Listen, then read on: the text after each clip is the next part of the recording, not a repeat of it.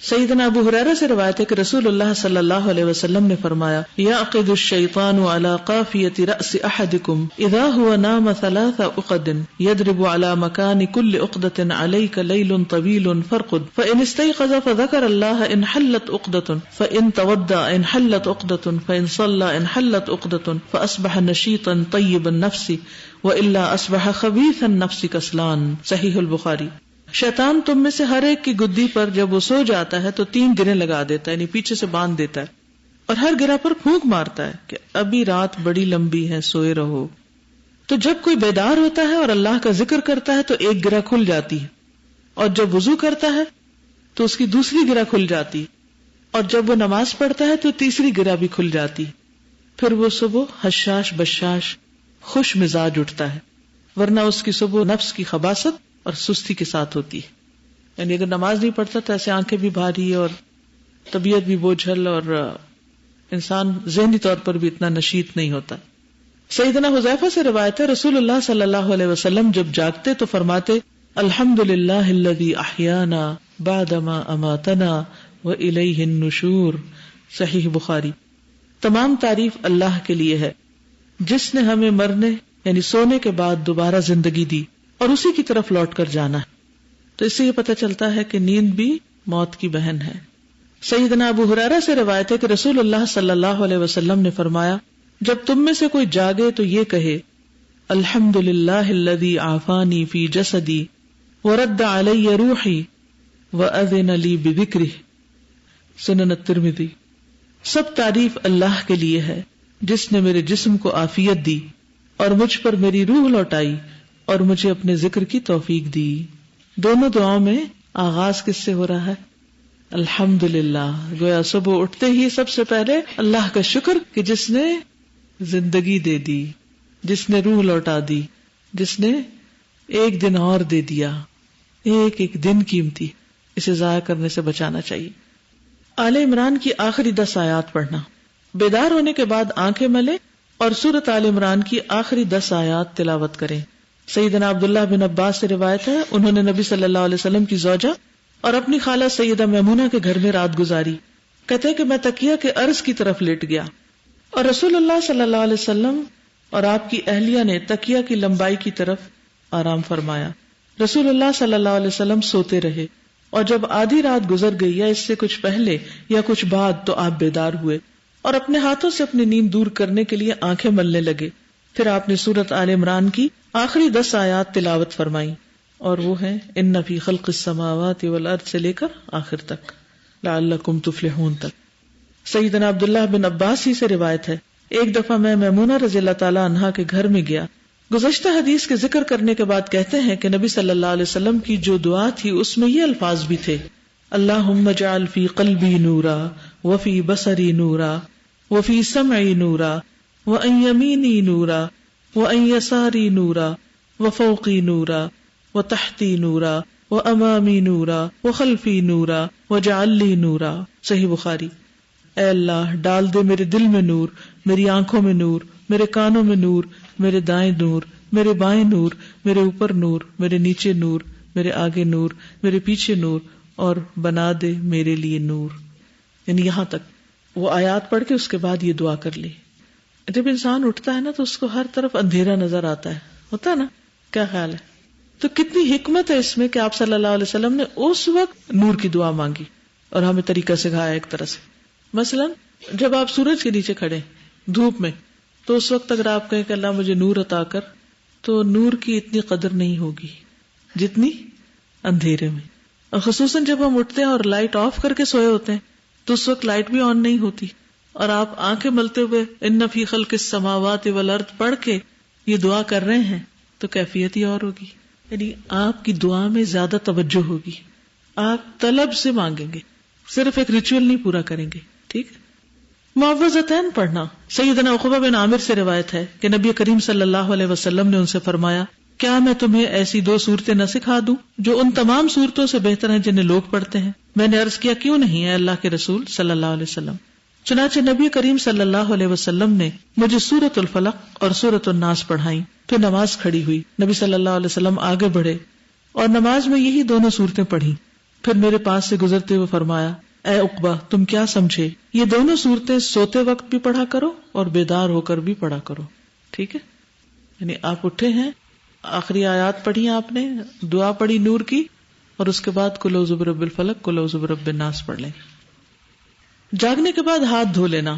سیدنا ابو ہریرہ سے روایت ہے کہ رسول اللہ صلی اللہ علیہ وسلم نے فرمایا اذا استيقظ احدكم من نومه فليغسل يده قبل ان يدخلها في وضوئه فان احدكم لا يدري اين باتت يده.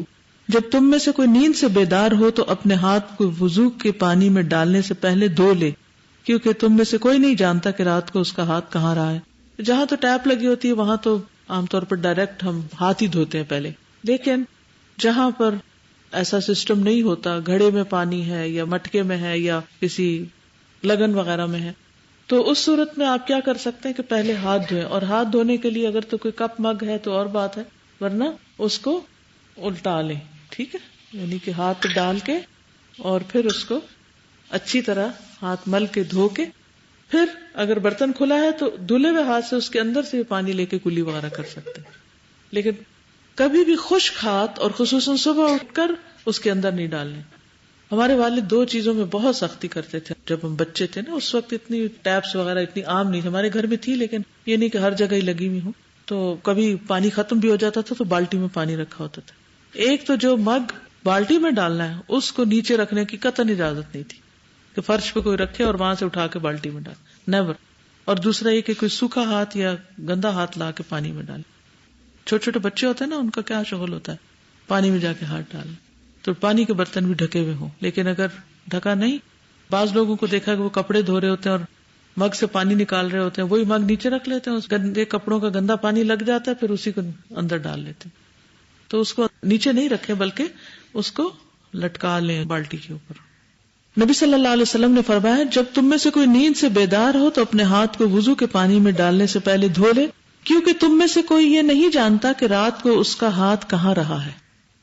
یعنی کوئی باہر سے کوئی چیز گندی لگ گئی اس کو، یا اس نے اپنے جسم کی کسی گندگی کو ہاتھ لگا دیا. پھر مسواک کرنا. سیدنا حذیفہ فرماتے ہیں کان رسول اللہ صلی اللہ علیہ وسلم اذا قام لیتہجد یشوص فاہ بالسواک.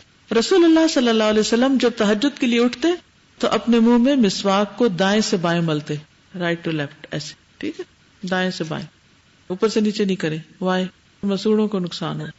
اگر دانتوں کے اندر دانت کھولیں اور دانتوں کے اندر صفائی کرنے کے لیے تو نیچے سے اوپر کی طرف لے جائیں، اوپر سے نیچے نہیں مارے. ٹھیک. ناک جھاڑنا. نبی اکرم صلی اللہ علیہ وسلم نے فرمایا اذا استيقظ احدكم من منامه فليستنثر 3 مرات فان الشيطان يبيت على خياشيمه. جب تم میں سے کوئی نیند سے بیدار ہو تو 3 مرتبہ ناک جھاڑے، کیونکہ شیطان اس کی ناک کے بانسے میں رات گزارتا ہے. اب آپ دیکھیے، کیا آپ کہیں گے کہ ہم نے تو وضو کرنا ہے تو یہ صرف ناک جھاڑنے اور صرف ہاتھ دھونے کی بات کیوں ہوئی یا مسواک تک کی؟ دیکھیے دونوں چیزیں ہوتی ہیں. اگر آپ وضو کر رہے ہیں تو بھی آپ نے یہ کام کرنے، اور اس کا طریقہ بتا دیا کہ پانی کے برتن میں ہاتھ نہیں ڈالنا، مسواک کس طرح کرنا ہے، اور مسواک لازم کرنا ہے اس وقت.